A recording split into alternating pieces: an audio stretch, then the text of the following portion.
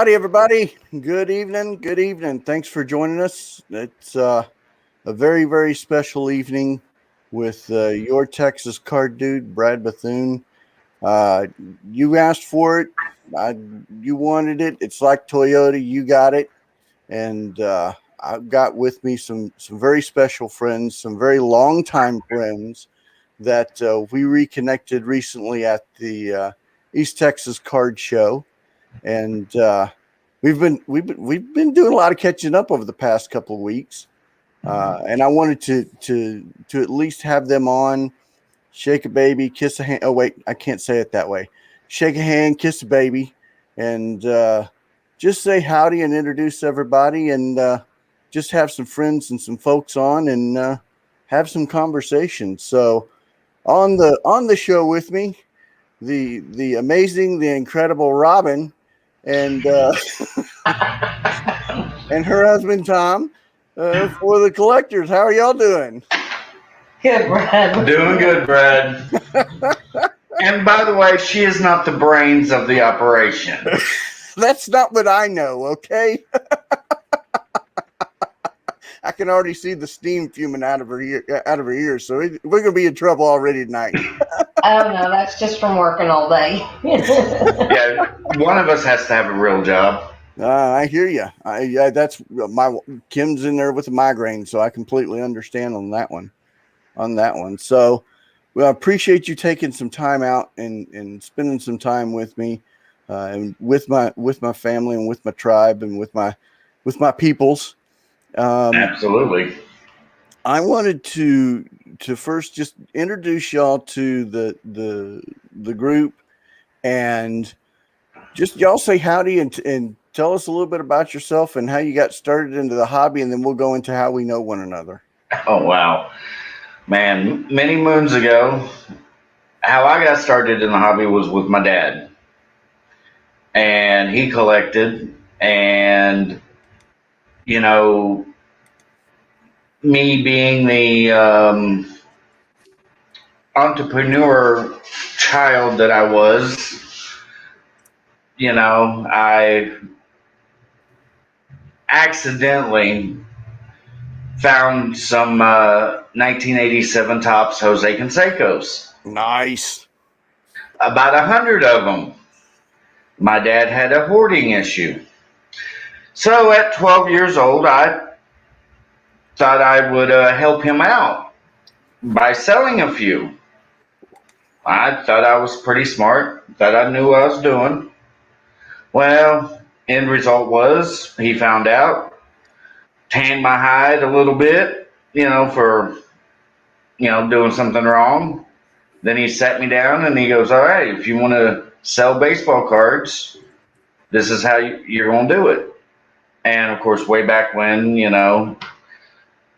before the dawn of time, we had flea markets, we had, shows constantly. And he set me up in a booth at a flea market and, said, here's a little cash. You need inventory for your showcases, so go buy inventory and pay me back in 6 months. And, well, long story short, I paid him off in a month. There you go.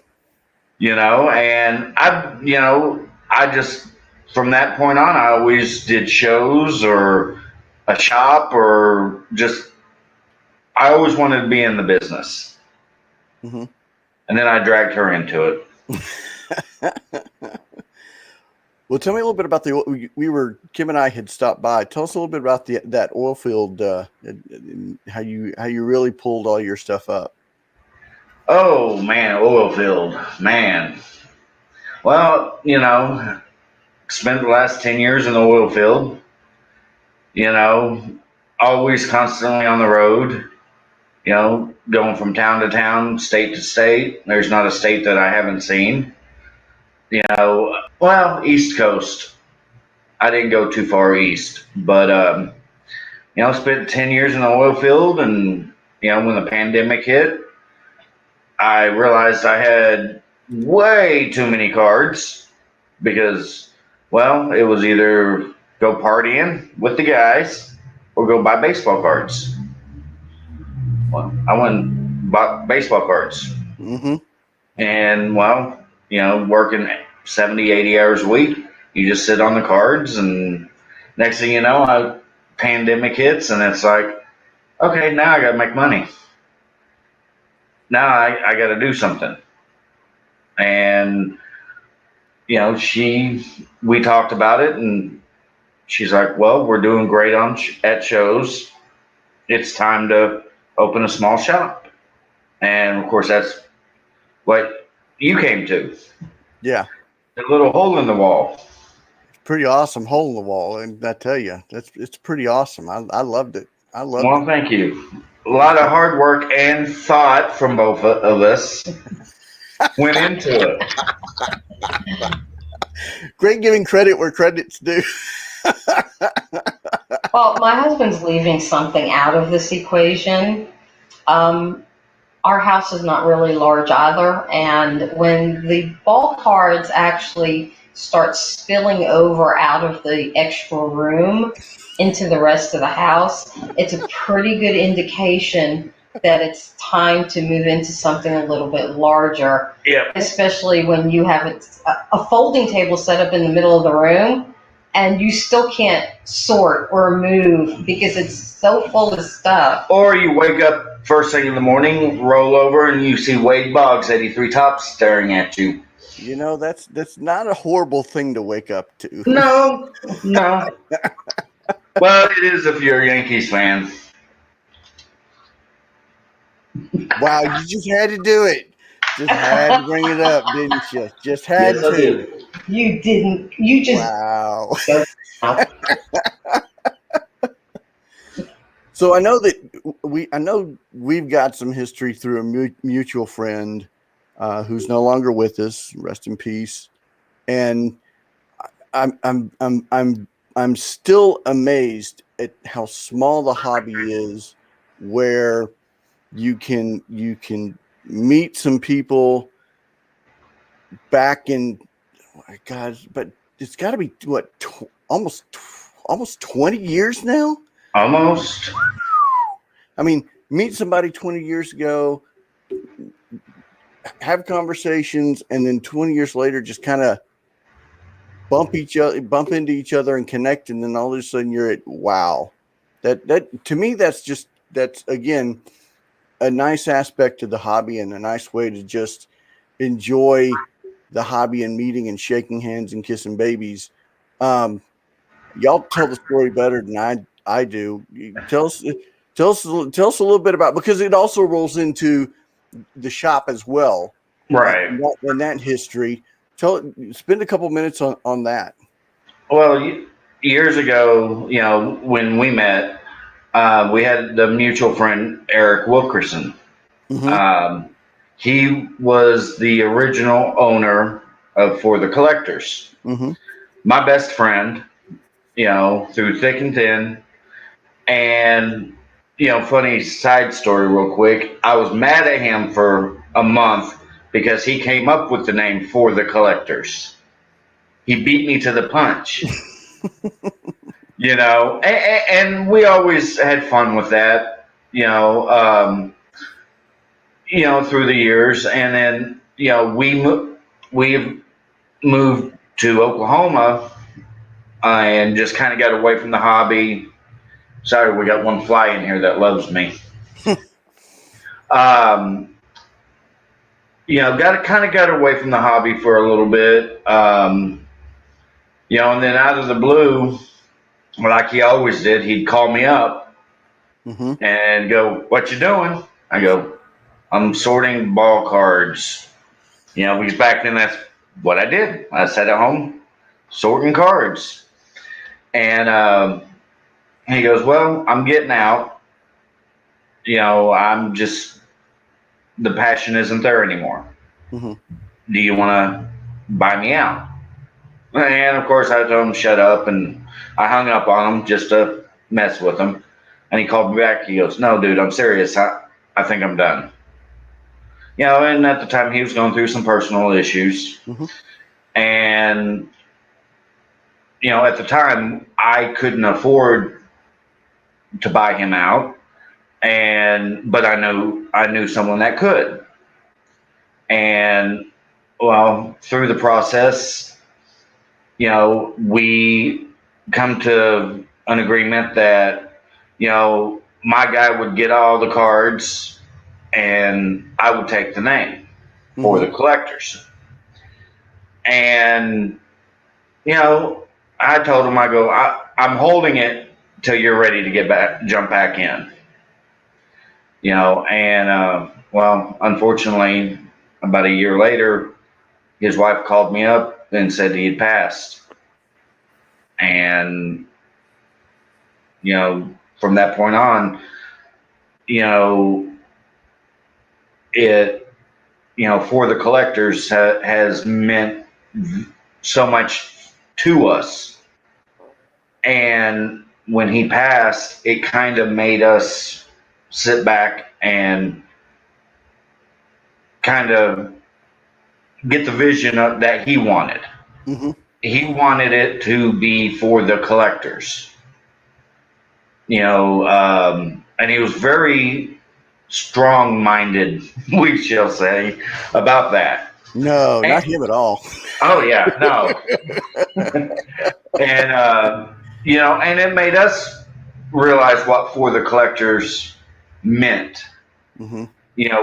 We want to be the ones that sit 3 hours talking nothing but baseball, stats, and we want people to enjoy the hobby, not as weird as it sounds, make a business out of it, even though that's what we're trying to do. Yeah. Go ahead, Rob. I think it's a little more about, the service, especially, like I said, people that are fairly new to the hobby, that we get the question all the time, how do you collect? What do you collect? How should I do this? And there is no right or wrong answer, of course, but, just, giving people a little bit of our input and then, telling them, hey, here's the ball, run with it, figuratively, of course, but, getting them into the hobby because that's what keeps it going. Yeah. It's not about money. It's about enjoying it. Yeah, and that's another reason why I wanted to make sure that I got y'all on, is because so many of the people that I reach and I talk to and just all day long have the pleasure of speaking with, there is a selling aspect of it, but there's still at that core the hobby and the collector and that focus of the cards, making 100% sure that you still have that attachment to a collection or something like that, so that you don't lose yourself in the business, that you don't lose yourself. I mean, literally right before we were coming on, or we started talking, I was sorting through 1981 Fleer cards. Sweet. Yeah, I was having a blast sorting through 81 Fleer cards, looking at error cards and looking at printer errors. And I, big, huge printer error guy, big, huge error cut guy, miscut, all of that. And I just was having a blast. And, that set's not worth a lot. The cards aren't worth a lot. But to me, I bought a collection. Most of the cards were wrapped up in rubber bands. And when I pulled the rubber bands off, the rubber bands stuck to the cards. And most of them were dented on the sides. And you know what? I was okay with that, because I have 81 Fleer cards that are worth more nostalgic wise than they are selling wise. And that's okay. That's perfectly okay to be able to have that, and be able to have that. As long as you keep that core collector aspect of it, then you're good to go. You're good to go. Oh, absolutely. I mean, on that level, my dad, his all-time favorite card was the Hank Aaron rookie card. And I remember him having 20 of them at one time. And I go, Pop, it isn't 20 enough? He goes, no. And, we were lucky enough to acquire a Hank Aaron rookie card. Mm-hmm. And to me, yes, I display it in the shop. I bring it to the shop every day. That's where it belongs. Mm-hmm. Will I ever sell it? Probably not. Because that was Pop's favorite card. Yeah. And to me, it, because a lot of people was like, oh, why don't you get it graded and this and that? And I'm like, why? It's priceless to me. Mm-hmm. I put it in my showcase so I can see it every day. Mm-hmm. And it reminds me of him. Yeah. So for me, that's how I collect. It's like I have a insane love for 62 Topps baseball. Mm. Now my personal favorite's 65. Yeah. Mainly because he hated the 65. He'd always, and we would always swap back in the day my 62s for his 65s. Mm-hmm. And it didn't matter if it was Mickey Mantle or Joe Blow. Yeah.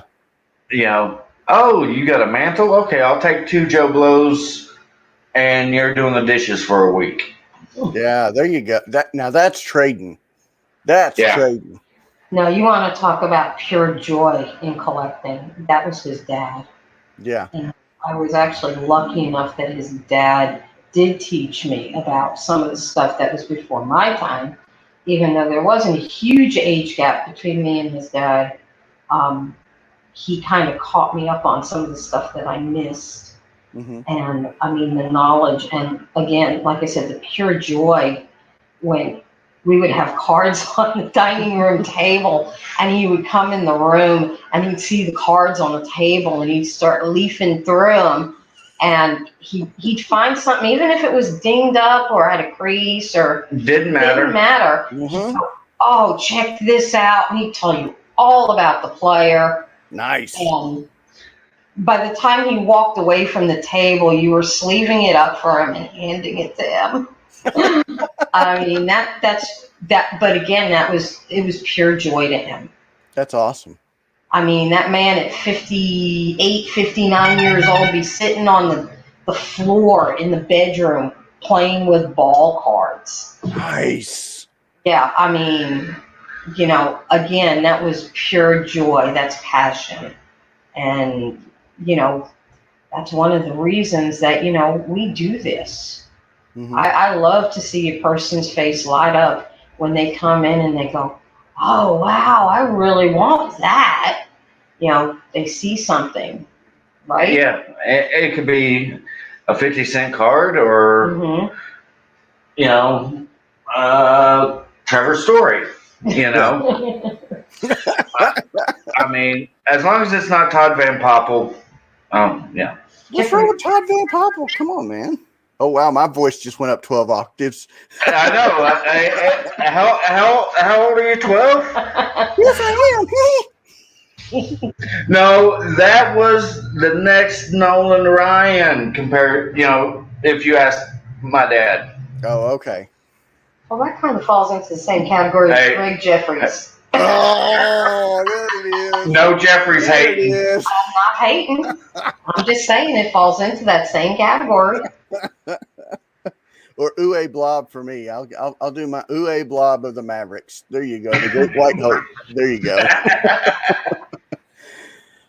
So what's it like to run? I know there's what's it like to run a card shop? There's a bunch of people, and there are people that are going to watch us afterwards. And if I don't ask that question, they're going to beat me up. So, what's it like to run a card shop and come in every morning? It's a love-hate relationship. It really is.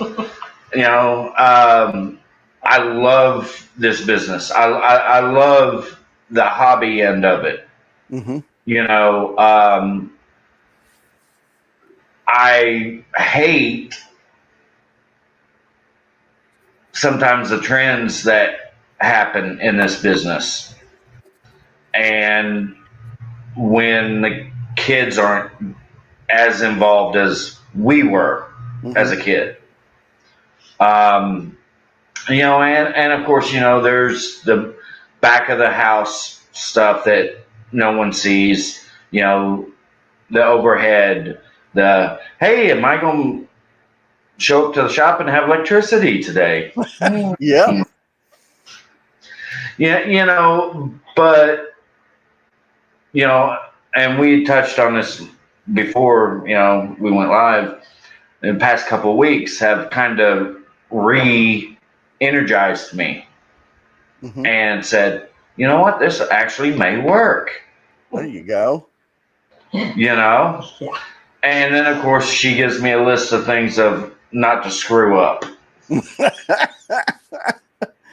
Yeah, Herman used to have a card shop way back in the day, so he's a friend of mine from Georgia. Just really, really cool guy, and I'm so happy. Thank you, Herman, for watching. Thank you, Ken. 1 Million Cubs, Bo. Thank you guys so much for watching. We appreciate it. What is your favorite card besides your dad's in the shop? Ooh, in my shop or no, in the shop right now. Technically in the shop right now. Technically right now. Okay, I will. Let's see if I know which card is your favorite. Okay. There we go. Let's play 20 questions. Okay. Let's do this. Robin, you name my favorite card, and I'll name yours. Your favorite card is the Ken Griffey Jr. Upper Deck. She got me. And I know this so well because in our database, the card is assigned item number, okay? And it is item number 1 in our database. And that's baseball. Yeah. I know my husband's favorite football card as well. Which we just got. Which we just finally got another one. We didn't have one for the longest time. And that is the 84 Topps Dan Marino. Oh, there you go. Yeah. Yeah, I picked that up Friday. Yep. All right, now Robin's favorite card, without a question. Yeah. 82 Topps traded Cal Ripken. Ooh. Wow. Yes. And of course, the one card that we don't have in the shop right now is a 76 Topps Walter Payton rookie. Really? Yeah.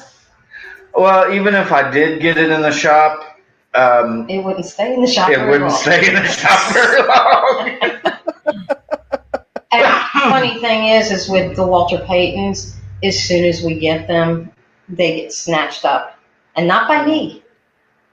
Oh, wow. That Walter Payton card, and it doesn't matter what the condition is, it always moves. Interesting. Very interesting. So what are we met at reconnected, I guess reconnected is a better word. We reconnected at the East Texas Card Show in Tyler. Yes. I'm still getting shudders. You mean the ninth ring of hell? It was just a wee bit hot. Yes, a wee bit. And this is coming from a guy that worked out in Arizona in August, and my sweat had sweat out there. Yes. Yeah. And I was even dying at that show. My backpack that I was wearing, it was soaked. It was absolutely soaked. And then my phone, so I had my phone in my pocket, and I went in and plugged the phone into the GPS. It was so hot, the phone turned off. Oh, wow. So that'll tell you how hot it was in the hotel. The AC just did not work properly. which is one don't. If you're holding a show, Bo holds shows in Madison, Wisconsin. Please make sure the AC works. Well, in Wisconsin, probably the heat. Or the heat, Bo, or the heat. What are some of the do's and don'ts that you would like people that come to the table? What are some of the let's do this. What are some of the do's that you like besides buying? Please buy. What are some of the things that you like? Just the pure excitement, Mm-hmm. Of talking baseball, talking football, talking basketball, talking about the sports. For me, it's more about what's going on in the sports world, Mm-hmm. not so much the sports market. Yeah. What about you, Robin? What's your favorite do other than talking strategy over marketing and so I'll tell everybody. So when go ahead. So when I got to the table, we got to talking a little bit. I started noticing some of the displays and some of the color and all that. And so Robin and I broke into almost like an hour conversation around marketing and display and presenting cards. And so we went down a whole rabbit hole. So other than that, I mean, again, for me, eye appeal is very important as far as what we're presenting to other people, because we want them to notice everything. mm-hmm. Okay. One of the things that I noticed at some of the shows, especially the ones that we go to more than just once, is that when we rearrange the case, let's say, somebody will come over and they'll go, "Oh, that's nice. I didn't even know you had that." And I was like, "Yeah, it's been there for last 6 months. Last show, last 2 shows, whatever." And they were like, "Really? I've never noticed it." And so I'm always trying to make sure that, people see as much as they possibly can, and that they actually find things that make them happy, that Mm-hmm. they like, that they want to acquire, or even just want to look at. I mean, or hold. Yeah, I mean, that's a big part of it. One of the things that we do that a lot of other people don't do is when we put our showcases on the tables, a lot of times we leave them accessible to the customers, so that they can open them, because all the pricing is on the back of every card, because sometimes people don't want to ask. They want to know what you're asking, and they are embarrassed sometimes to ask that question. And it's like, just turn it over. And the reason why it's on the back is, and this is my personal feeling, is I want to see the front of the card. Mm-hmm. I don't want to see a price sticker. Yeah, I appeal. 100% I appeal. Yeah. And the sexiness, if you can put it, of the card. Yeah, 100%. I agree. So and it doesn't matter if it's a card in our binders that might be $1, or mm-hmm. if it's a card in one of our showcases that's 100 or better. To me, you just want to see the card, because that is the whole determining factor on whether or not you want to add it to your collection. Yeah, 100%. I 100% agree. What about the don'ts, Tom? What are some of the? I know we can go like 2.5 hours over this, but I'm waiting for my husband to say something. Yeah, I know he's going to say it. We as dealers know what comps are, which that's a dirty word to begin with, but that's another story. We know what comps are. We know where you can get it, how you can get it. That's part of the business. We've got to do our research. It's part of the job. That's our job, is to do the research. Do we miss all the time? I sold a Luca Prism rookie for $40 when they were selling for 300. Somebody got a great bargain that day. You know, I didn't follow comps at the time, so it happens. But it's the old saying, "Well, I can get it. Well, go get it." I won't dog you and eBay too bad. I appreciate it. Thank you very But- much. But the pricing is out there. Mm-hmm. If you do the research, you do the work, you're going to know the price. I don't have to be reminded. And there's umpteen websites for you to do the research on. That's what's funny. So we have our pick. So yeah, we know the information. It's readily available. Yeah, so Dan, they don't do online at all. That's one of the things they do, completely face-to-face sales. They do it through, and I'm answering the question for you, but they do 100% face-to-face and 100% shows. They don't do anything online whatsoever. Now, I'll let you give like a 5-minute rebuttal on why you don't, because most of the people that are watching do. So Right. Go. Don't go into the diatribe, because that's like a half-hour story. No, we feel that our sales should be face to face. We want to know our customers. We want to know our, fellow collectors. And, I'm a firm believer. I can't, sit here and say, well, I don't like eBay, and then I go and sell on eBay. Mm-hmm. To me, that's just Hypocritical. very hypocritical. Mm-hmm. And we made the decision, we're going to do our sales in person at shows, in the shop, or anybody that knows us, call me up and go, hey, I need cards. It happens a lot. It happens a lot. I actually had a guy many years ago call me on Christmas Eve, and I was at my mother's in Oklahoma going, hey, can I come over, buy some cards? Dude, I'm in Oklahoma, and it's Christmas Eve. What are you thinking? And this was when we were running it out of our house, Mm-hmm. and we feel that it's more personal and beneficial to the hobby to do it in person.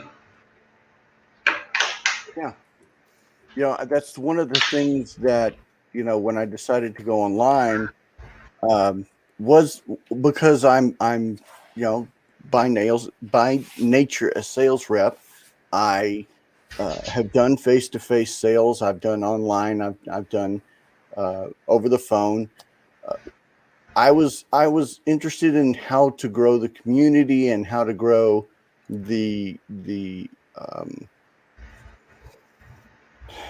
just how would you connect to people on a eBay transaction, or how would that work? And that's just it. It's tougher. It is tougher. But I can say that I there are people in my community, in my hobby community, that I talk to on a regular basis that I've never met face to face. I can say that there are people that I've met face to face that I've never done business with in the hobby. It goes. I understand completely where y'all are coming from, and in full disclosure, we talked about this before. I'm going to be doing the August East Texas Card Show and the September East Texas Card Show.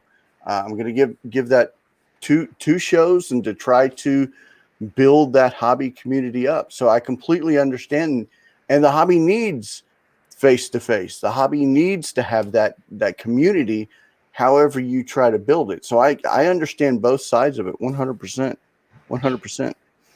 Now, Go ahead. during COVID, I figured it was going to be really tough to do shows. Mm-hmm. And surprisingly enough, people came. Oh, Everybody masked up.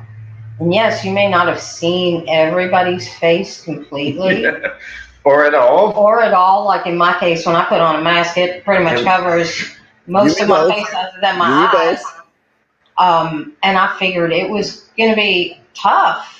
And as it turned out, people were very receptive to even doing face-to-face sales during COVID when people were quarantining and didn't want to leave their homes. So, I mean, there's always an exception. You know, it's not, you know, just not connecting. You can still connect with your online, but it's just a different connection. Yeah. I mean, to me, one of the drawbacks of doing online is I don't like it if somebody receives their item and it's damaged or it's not what they expected. So I prefer in person, so this way they can see it and they can take it with them. Yeah, and as an eBay seller, I'm always concerned with item lost, item not fitting description, it getting damaged in postage or in anything like that. It bothers me to a core still to this day, even after doing everything. So I understand both ways, 100%, absolutely, 100%. I understand. And it's not that I'm 100% against it. I believe in any business, you need different avenues. Mm-hmm. You know, Counterbalance. yeah, it's a balancing act. Some sell online, some sell at shows, some sell in a shop. You know, there's a need for it all. Mm-hmm. If it was only one avenue, it would be a very boring hobby. Yes, I agree. 100%. I agree. 100%. And that's the last thing we need is a boring hobby. Yeah, I mean, you know, might as well collect stamps or comic books or. Oh, that's a wow. Woo. Wow. Wow. I gotta get a dig in every now and then. Uh-huh. You know, I mean. Well, tell the story about tell the story about the Thurman, the kid with the Thurman Munson that you were just telling me. This is the two story. I'm gonna give you time to tell these two stories, and then we're gonna go into the status of the hobby, just because these are great stories. Y'all need to hear these. Okay, go for it. All right. Years ago, Kansas City show had an 8-9-year-old come up to the table and just go crazy over a Thurman Munson rookie card. And we're talking 2005. Or give take around there. Give take, yeah, I can't. I barely remember Thurman Munson. For a 8 or 9-year-old kid to know who he is, to get excited that, oh wow, this guy has his rookie card. Dad, I want it. You know, and you know, just it was so cool to see a kid get excited over a player that I barely, knew at the time. Mm-hmm. And it wasn't about the price. It wasn't about the value of the card. He wanted it, and he was going to get it. And,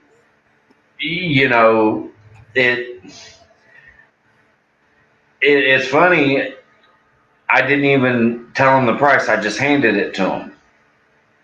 And he flipped it over, looked at the price, and he said, I'll take it. Boom, done. He didn't care what the price was. And he was not spending daddy's money. No, it was his money. It was his allowance. Nice. Very nice. Know, I mean, but for a kid, to understand and want to collect Thurman Munson, because maybe he saw some footage, Yeah. or read a book, or or it was Dad's favorite player. Who knows? If I remember correctly, that boy came to see us a couple of times in Kansas City, and he always saw something that just kind of blew your mind that he would know the player, let alone know about the player. Yeah. This kid really studied, really read up, and that was very impressive, especially for a 9-year-old. I mean, very impressive. And yes, we do get the pleasure of seeing kids like that every now and then. Yeah, that's awesome. That's awesome. Yeah, you want to tell that story about the father and the son that showed up at the show, or showed up at the store here recently? Oh yeah, yes. Well, you don't have to mention where they were from. Well, I think that's kind of the point. Oh, okay. We had a father and son come in yesterday. Yes, we are one of the few card shops open on Sunday until football season. But they drove from San Antonio all the way to Longview to come see us. And kid brought in a box of cards, and he goes, do you trade? And I go, well, they're called trading cards for a reason. Joking around with him. He goes, okay, see what you like. And I go through the box, pull out 20 stacks of everything. That's just how I do it. And he walks around the shop for... I don't know if you realize how excited he was. He wasn't walking. Okay, he was hopping around. Yes. And he went through, pulled out his stacks of stuff, spent more time in my 50-cent boxes than anything. And he come up, and I looked at his stack. He looked at my stack, and let the negotiation begin. Exactly. I go, okay, let's trade. And of course, it went back and forth, and at the end of the day, he thanked us, and he got some nice pieces. He got some very cool pieces. I got some more stuff for the binders. Yeah, he took a variety of price points, everything from 50 cents up to I think he got one card that was like a more expensive card. Yeah. I can't remember which one it was, but but 2 hours. This went on for 2 hours. 2 hours of sitting in the shop, talking baseball, and trading. Didn't spend a dime, didn't have to. We had more fun trading with him than we did all day. No, that's awesome. The you thing. Because I was taking care of the other customer that was in the store. Yeah, I kind of get focused when I trade. So I do have a question. You do sell vintage, don't you? Yes, we do. Oh. Good for you, Brad. Yes, we do sell vintage. On occasion. Unless it's a 54 Topps Hank Aaron. Then it's just a show me piece. That had completely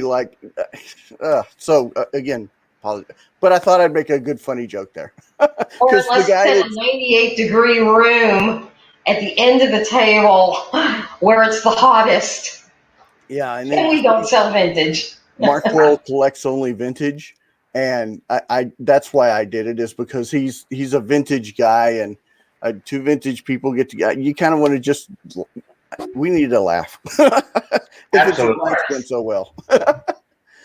All right, so we got about 14 minutes left, and I definitely wanted to give y'all's take from a card shop. And even though it's a smaller region, which is I absolutely love, because you get a microcosm of the hobby. I want to hear your take on where the hobby is, because of the sky is falling, and the world is coming to an end, and prices are half price, and nobody's selling cards. Everybody wants to sell their cards, and nobody wants to trade, and all this other fun stuff. Just give us your thoughts on where the hobby is right now. And thanks, Bo, for this absolutely amazing compliment. We need more card shops with this mentality. So, wow, well, thank you. Well, you're kind of asking a loaded question here. I am, and there's a reason why. Go ahead. Well, because, think about it. You know, the state of the hobby, it hasn't been hotter. Mm-hmm. You know, you got Vlad Jr., you got Jared Walsh in Anaheim. I mean, you got all these fabulous baseball players having great seasons. It's great for the hobby. The better the season, the better the hobby. Let's not forget the rookies over the past 4 years. The rookies. All these, legacy players. Yeah, you can't say legacy players, because Bo is known as the legacy. Okay. But all of these players that are coming up now, whose dads played. I mean, it's an exciting time for the hobby. For baseball, especially. Especially baseball. Now, with that being said, you got the business side of it. I'll call it the business side, only to not offend anybody. Wow, thanks.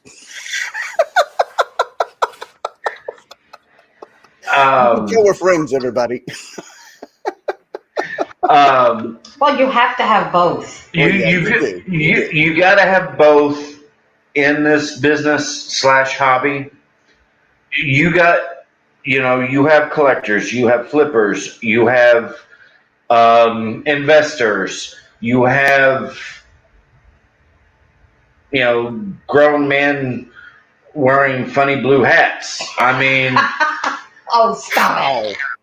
I like your hat. Thank you. I appreciate it, because my wife picked this hat out for me, by the way. So you're going to have to answer to her whenever we come back down. I will be sick that day, sir. If I remember correctly, you have a funny black hat. Oh, I do, don't I? Yes, you do. Next show, I'll wear it. All right, because this is my show hat. So. Okay.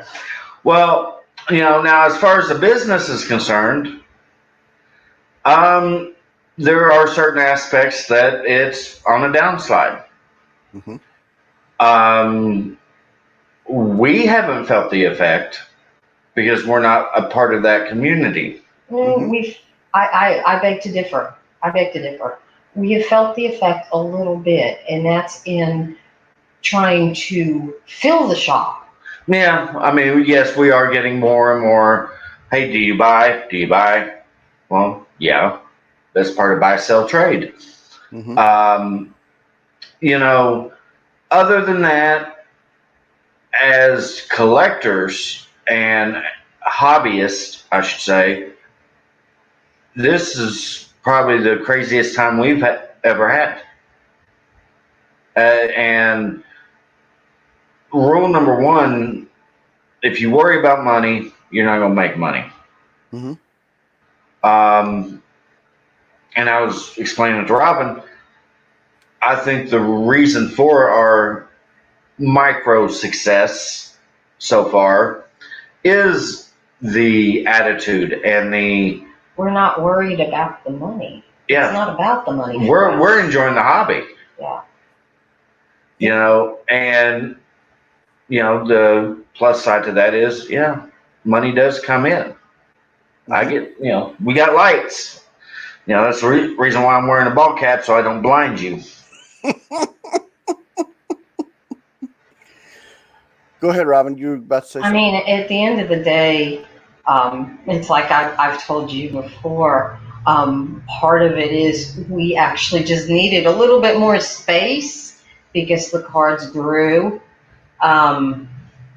You know, and you know the shop is a bonus of that. You know, so you know It's my happy place. It's Tom's happy place.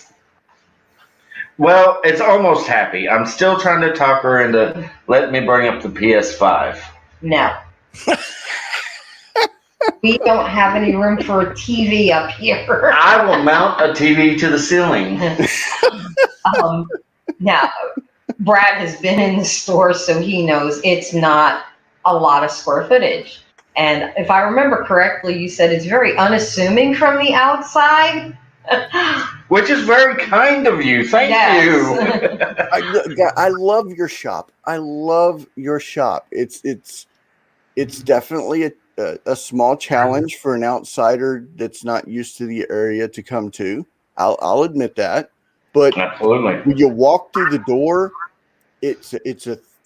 I literally said that when I walked in. It is a throwback to the 1980s and 1990s card shop. You feel like it's a time warp, and it is absolutely beautiful and greatness all at the same time. It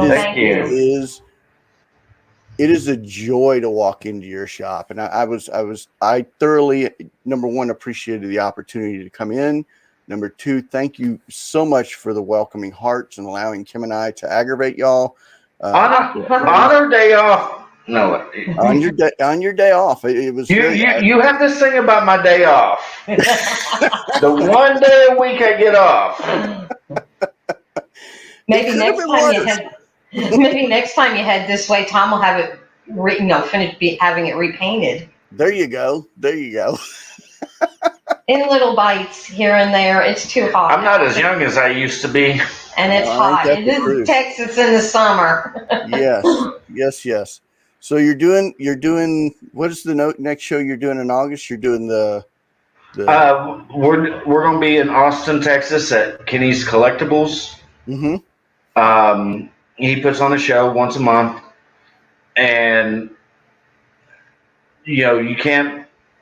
You don't mess with success. Right. I mean, you can't find a nicer guy in the business, in the hobby. Well. I'm a little bit better. No, you're not. You're third this time. Okay. As long as I'm in the top 5. Yeah, you're third. Kenny is an absolute sweetheart, and if anybody ever wants to see a phenomenal shop, store, that's the place to go. And it's not a store; it's a shop. It's a shop. That's right. I mean, it's phenomenal. And truth be told, he welcomed us with open arms when we started doing his show. Yeah. Nice. And I mean, when I grow up, I want to be like Kenny. Oh wow. That's awesome. That's a great compliment. And then the month after that, you're doing the Longview show, the East Texas yes. Longview show. Yeah, we'll be there. And then October, we're going to be in Tennessee. So let's talk. We got like 6 minutes left. Why go that far to Tennessee? Why not come to Dallas, or why not go back to Oklahoma, or why not do Houston or something like that? Why go to Tennessee? Well, we did during the pandemic. We did a small show in Tennessee, and you know, he actually grew. He had to move the show because he grew. Mm-hmm.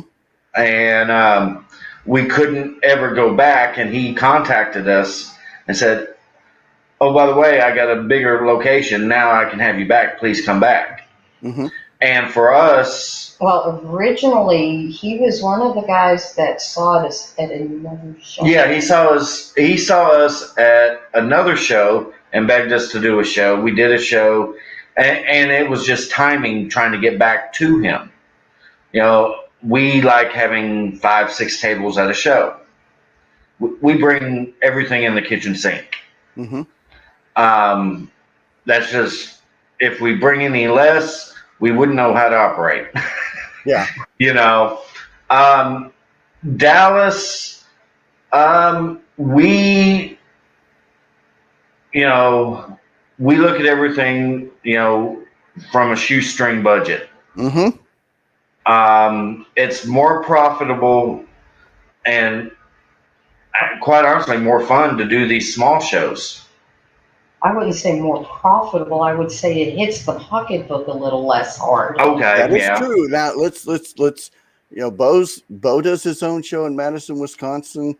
You know, he does a smaller show that's starting to grow. I thought about doing the Dallas card show, and then when I got the table prices, I went, okay, so I'm not going to do the card show in Dallas. So I started looking at other places, and I'm like, okay, well, let's try the East Texas card show, and because A, I grew up there, and B, it's a better fit people wise and costs less. I mean, it's not. Well, and at the end of the day, you know, you have to look at that to keep the lights on. As long as there's air conditioning. Yes. Which we turned ours off so you can hear us. Oh, okay.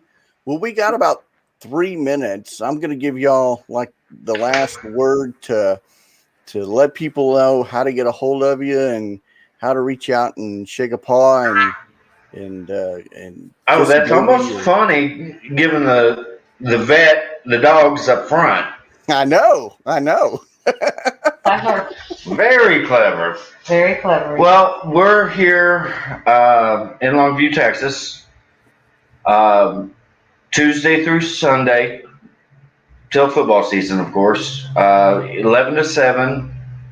You know, we try and keep our hours, you know, open to everybody. You want me to take over at this point? Yeah, you do the advertising. Tuesday through Saturday, 11. Tuesday through Saturday, 11 to 7. On Sunday, noon to 5. We have to have a little bit of downtime here. Mm-hmm. But we are 1 mile north of I-20 on Estes Parkway, which is part of Loop 281 North. So anybody that's kind of familiar with the area, there's some directions. And we are actually not right on Estes Parkway. We're in the backyard. We're in the backyard, yes. We're off on a side street off of Estes. So you can find us on Facebook, Instagram, Google. And Google. Yes. And when you get lost from Google, just call us and we'll shoot you around the corner because that's probably where you're at. Yep, because if you go straight to where Waze takes you, you walk into a adoption center and what is it? It's a rescue center. Yeah, it's called Longview Animal Hospital. Wow. Yes. But it's a rescue center now, and we're literally in their backyard. Yep. We're Unit B. Yep. We've got 30 seconds. I don't want to take up too much, but I walked in to what I thought was their shop, and all of a sudden I got a rescue puppy dog looking at me, and somebody's going, "Go, go, go, go! It's around the corner! It's around the corner!" and closes the door.